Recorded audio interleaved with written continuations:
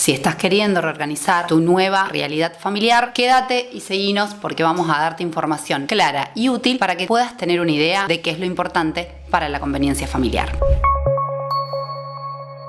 Hola, bienvenidos al canal de Mirada Legal. Soy Cintia y junto a Jessica hoy vamos a hablar de un tema sobre el que recibimos muchísimas consultas: los regímenes de comunicación que pactan los progenitores respecto de los hijos en común. Lo primero que tenemos que tener en cuenta es que siempre que hablemos de acuerdos en materia de régimen de comunicación, estamos hablando de progenitores o de personas a cargo de niños, niñas y adolescentes que han logrado pautar sobre la nueva realidad familiar conforme a las necesidades que esa familia tiene en ese momento. Entonces, vamos a tener tantas posibilidades de acuerdo como familias existan. Ahora bien, teniendo en cuenta esto, los regímenes de comunicación pueden ir desde sistemas más abiertos, en donde tengan más lugar para esas decisiones las partes, o bien podemos ir hacia sistemas mucho más cerrados o mucho más pautados, en donde las decisiones que pueden tomar las partes son muchísimo menores. Cuando hablamos de regímenes abiertos, hablamos de aquellos casos en donde se pautan cuestiones bastante generales y más cerca de ese momento, las partes tienen cierto poder de sentarse a decidir de vuelta, ¿sí? Por ejemplo, en un sistema abierto podríamos decir: el niño pasará una fiesta alternada con cada progenitor, que se decidirá conforme a los tiempos de trabajo de cada uno de los progenitores y los deseos del menor, ¿sí? Entonces, en ese caso lo que vemos es que ¿cuál fiesta cada año? Se decidirá ese año conforme a la realidad familiar de ese año. ¿A qué hora lo buscan? ¿A qué hora lo llevan? ¿A qué hora lo buscan el otro día? Etcétera. Todo eso se decidirá llegado el momento. En cambio, hablamos de sistemas más cerrados o de regímenes más pautados cuando el poder de decisión que tienen las partes es muchísimo menor, es decir, dejan acordado que se comprometen muy detalladamente. Siguiendo el ejemplo que dimos de las fiestas, el niño pasará alternadamente un año con cada progenitor, empezando este año por Navidad con la mamá o el papá. El otro progenitor podrá buscarlo el día 25 a partir de tal hora y el niño deberá retornar a la casa sede de su domicilio a tal otra hora, aplicándose los mismos horarios con el otro progenitor en fin de año. Como vemos acá, el ejemplo es completamente diferente al primero. Ya está pautado cuál fiesta pasa con quién qué año. Ya está pautado qué hora lo pueden ir a buscar al otro día. Ya está pautado qué hora tiene que volver. Ya no es una decisión de las partes. La diferencia entre estos regímenes abiertos y estos regímenes cerrados es que va a depender mucho de la edad de los chicos, el tipo de relación que hayan logrado recomponer las partes entre ellas luego de la separación. Esto va a ser algunos de los muchos elementos que nos van a ir acercando hacia un tipo de régimen más abierto o hacia un tipo de régimen más cerrado. Como siempre decimos, es importante que te asesores con profesionales especializados en materia de familia para que pueda darte las recomendaciones oportunas que necesitas para el caso concreto que estás viviendo. Sin ya te estuvo contando sobre la posibilidad que tienen las partes de acordar un régimen de comunicación para sus hijos frente a una situación de separación. Esta situación puede, como ella ya lo dijo, realizarse mediante una transacción privada, es decir, un ponerse de acuerdo y dejarlo manifestado por escrito, o también puede hacerse a través de una mediación prejudicial obligatoria. En ambos casos, esos acuerdos privados quedan simplemente como eso, acuerdo de partes que son plenamente válidos para ella y que deben ser cumplidos. Sin embargo, hay una instancia que es judicial, que es la de homologación de los acuerdos. ¿Qué es la homologación judicial? La homologación es un proceso judicial en donde las partes le llevan ese acuerdo al que llevaron a un juez a través de la formación de un expediente y solicitan que tanto el juez como el defensor controlen las cláusulas y la validen dándole un formato de sentencia. ¿Qué se hace en ese caso?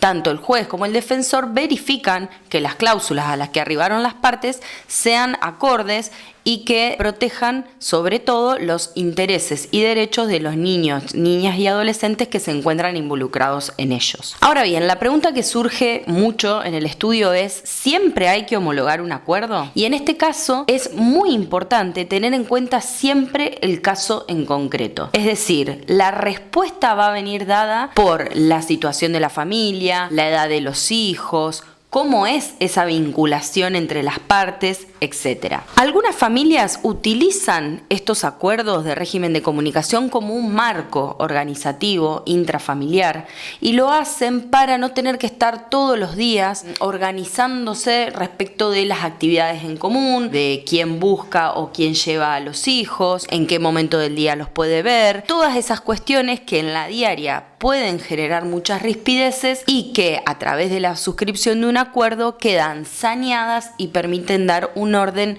y llevar tranquilidad a esa familia para que pueda continuar con su vida readaptándose a esta nueva realidad que les toca vivir. Sin embargo, hay otros casos que resultan tener otro tipo de complejidad. Son aquellos casos donde a alguna de las partes le cuesta adherirse a un régimen, le cuesta llegar a un horario a buscar a los hijos, o les cuesta retornar a los hijos en el lugar y en el horario pautado, o en donde hay una situación de desigualdad entre las partes, en donde uno de ellos busca imponer su voluntad por sobre la de otro y trata de establecer sus propias reglas, sometiendo a la otra parte a que deba sí o sí ajustarse a lo que plantea. Y también podemos llegar a casos más extremos, impedimentos de contacto y demás. Entonces, en esos casos en donde la complejidad es mayor, vamos a necesitar de ese procedimiento de homologación judicial para poder luego denunciar en el expediente judicial cualquier tipo de incumplimiento que se pueda dar en ese régimen de comunicación. La cuestión sobre el incumplimiento en materia de regímenes de comunicación abarca un amplio abanico de situaciones. Los incumplimientos pueden provenir desde que el progenitor que tiene que ir a buscar al chico o llevarlo hasta la casa no lo haga en los horarios en los que tiene, con regularidad se atrasa o se pasa de hora, ya sea para una cosa o para otra, días que debería ir no va, simplemente no lo hace. Y por otro lado, el progenitor que convive con el menor, cuando el otro progenitor llega a buscarlo, bueno, sin causa justificada, no permite que el menor vaya, ya sea porque o no se encuentran directamente en el domicilio, porque encontrándose en el domicilio va generando situaciones que hacen que el niño termine no yendo con el progenitor con el que tiene un régimen de comunicación.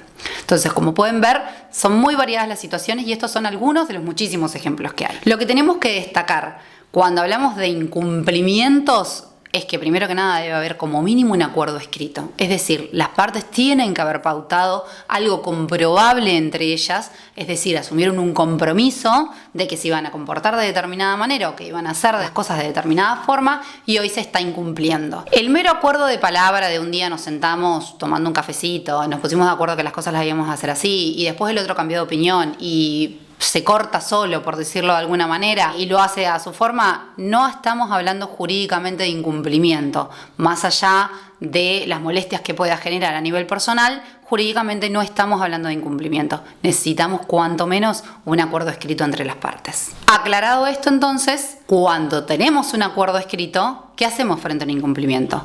Acá lo primero que tenemos que distinguir es si el acuerdo que tenemos entre las partes está homologado judicialmente o no. Si el acuerdo está homologado, que esto es lo que acaba de explicar Jessica hace un ratito, directamente lo que tenemos que hacer es pedir que se obligue al progenitor reticente a cumplir con ese régimen de comunicación que tenemos acordado. Si no está homologado, previamente vamos a tener que realizar ese proceso judicial a fin de poder entonces obligar judicialmente a que cumpla con el régimen de comunicación pautado. Los incumplimientos en materia de régimen de comunicación no son un dato menor, generan distintos tipos de consecuencias, siendo la más grave, siempre que las circunstancias lo justifiquen, la suspensión del régimen de comunicación y de contacto con el menor. Cuando tenemos un régimen de comunicación homologado judicialmente, es importante que los incumplimientos no justificados se vaya dejando constancia de que existen, es decir, se vaya denunciando en el expediente este tipo de incumplimientos, ¿sí? A los fines de ir allanando el camino